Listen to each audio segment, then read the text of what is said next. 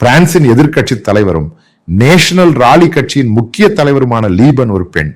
அவரது தந்தை ஜீன் மேரி லீபன் சமீபத்தில் இறந்துவிட்டார். அவர் 5 முறை பிரான்சின் ஜனாதிபதி தேர்தலில் போட்டியிட்டு தோல்வியடைந்தவர். அவரது மகளே இப்போதைய லீபன். இம்மானுவேல் மாக்ரோனுக்கு எதிராக மிகவும் வலுவான சவால் விடுக்கும் தலைவரும் இவரே. இவருக்கு ஐரோப்பிய யூனியனுடன் தொடர்புடைய ஒரு வழக்கு நடந்து வருகிறது. அதாவது ஐரோப்பிய யூனியன் என்றால் அங்கு பிரான்சின் பிரதிநிதியாக செல்லும் போது ஒவ்வொரு நாடும் பணம் கொடுக்கும். இந்த பணத்தை பயன்படுத்தி லீபனின் நேஷனல் ராலி கட்சி அலுவலகத்தில் பணிபுரியும் ஊழியர்களுக்கு சம்பளம் கொடுக்கப்பட்டது. இது தோராயமாக 4 மில்லியன் யூரோவுக்கு அருகில். இந்த பணம் சம்பளம் மற்றும் கட்சி இயக்கத்திற்காக தவறாக பயன்படுத்தப்பட்டது. இதன் மீது நீதிமன்றத்தில் வழக்கு நடந்து 5 ஆண்டுகளுக்கு பிரான்சில் தேர்தலில் போட்டியிடக்கூடாது என்று ட்ரையல் கோர்ட் தீர்ப்பளித்துள்ளது. இப்போது இந்த வழக்கு அப்பர் கோர்ட்டுக்கு செல்லும். ஆனால் தற்போது நடந்தது என்னவென்றால், இவர்களுக்கு எதிராக ஒரு பெரிய அபராத தொகை விதிக்கப்பட்டுள்ளது. ஏனென்றால் இந்த பணத்தை கட்சி தேவைகளுக்காக பயன்படுத்தக்கூடாது என்று ஃபார்மேட் மற்றும் கைட்லைன்களில் கூறப்பட்டுள்ளது. ஆனால் இவர்கள் இந்த பணத்தை எடுத்து பயன்படுத்தியதாக நீதிமன்றத்தில் ஆதாரங்கள் நிரூபிக்கப்பட்டுள்ளன. இந்த பணத்தை பெற்ற அலுவலக ஊழியர்களும் சாட்சியம் அளித்துள்ளனர். இவரை பற்றி மேலும் பார்ப்போம். அமெரிக்க ஜனாதிபதி டொனால்ட் ட்ரம்ப் மற்றும் அவரது ரைட் விங் அரசியலை மிகவும் ஆதரிக்கும் நபர்களில் இந்த லீபனும் ஒருவர். இவரின் பிரபல்யம் பிரான்சில் இம்மானுவேல் மாக்ரோனை விட அதிகமாக உள்ளது. உங்களுக்கு தெரியும், அங்கு முக்கிய தேர்தலில் யாருக்கும் பெரும்பான்மை கிடைக்கவில்லை. நிச்சயமற்ற நிலை நிலவுகிறது. இம்மானுவேல் மாக்ரோனின் பிரபல்யம் குறைந்து லீபனின் பிரபல்யம் அதிகரித்துள்ளது. லீபனின் தந்தையின் இயல்பு எப்படி இருந்தது? அவர் முழுமையாக குடியேற்றத்தை, குறிப்பாக சட்டவிரோத குடியேற்றத்தை எதிர்த்தவர்.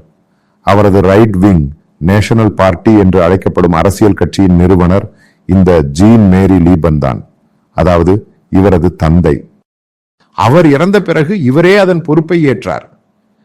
இந்த வழக்குக்கு பிறகு கட்சியின் 2வது தலைவராக ஒரு பெண் பொறுப்பேற்றுள்ளார். இப்போது இவர்கள் என்ன விஷயத்தை முன்னிறுத்துகிறார்கள்?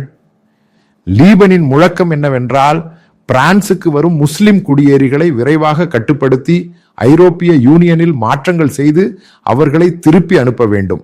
அசைலம் தேடி வரும் முஸ்லிம்களை முழுமையாக தடுக்க வேண்டும். பிரான்சின் மண்ணில் இஸ்லாமிய நம்பிக்கை கொண்டவர்கள் எந்த காரணத்திற்காகவும் வரக்கூடாது. ஏனென்றால் அது பிரெஞ்சு கலாச்சாரத்திற்கு எதிரானது என்பதே.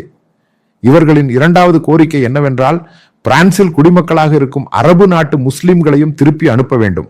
மேலும் ஹிஜாப் மற்றும் பர்தாவிற்கு எதிராக முதலில் பிரச்சனை எழுப்பியவர் இந்த லீபன் தான். இதன் அழுத்தம் காரணமாகவே பிரெஞ்சு அரசு பொது இடங்களில் பர்தா அணிவதை தடை செய்துள்ளது. லீபன் ஒரு கடுமையான இஸ்லாமிய எதிர்ப்பாளர். பிரான்சில் எந்த காரணத்திற்காகவும் இஸ்லாமிய நம்பிக்கை கொண்டவர்கள் வரக்கூடாது என்று அவர் வலியுறுத்துகிறார். மசூதிகள் கூட இடிக்கப்பட வேண்டும் என்று அவர் பொதுவாக கூறுகிறார். இவ்வளவு தீவிர வலதுசாரி கருத்துக்களை கொண்டவர் இவர். இவரது கட்சிக்கு தற்போது அதிக பிரபல்யம் உள்ளது.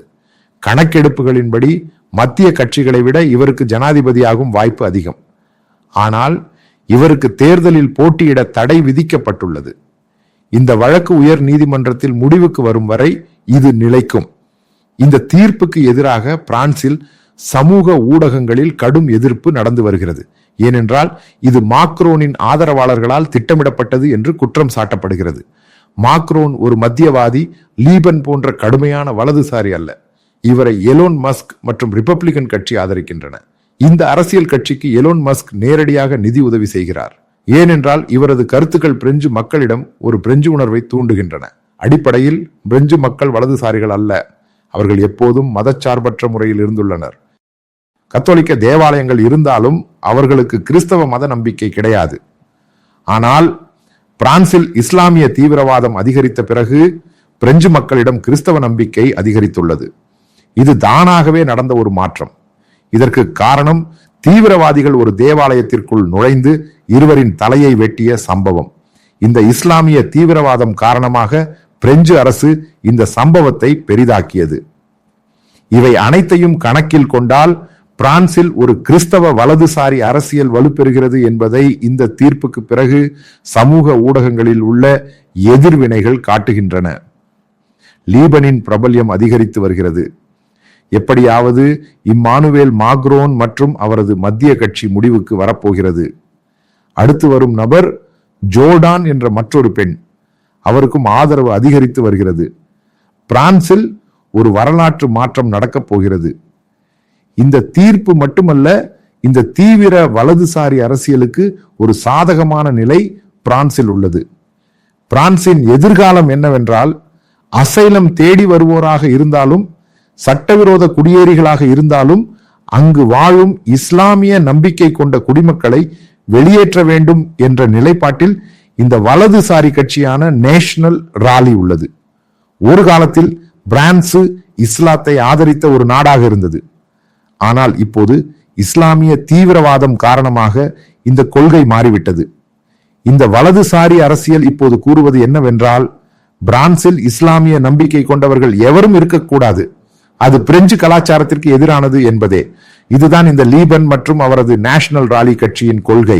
இவருக்கு பிறகு இவரது இடத்திற்கு வரும் நபரும் இதே கொள்கையுடன் தான் இருப்பார். ஏனென்றால் இன்று பிரான்சில் இதுவே அதிக பிரபல்யம் பெற்றுள்ளது.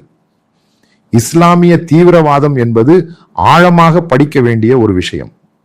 இதை எதிர்க்கும் இந்த அரசியல் தத்துவத்தை உலகம் முழுவதும் பின்பற்றுகிறது.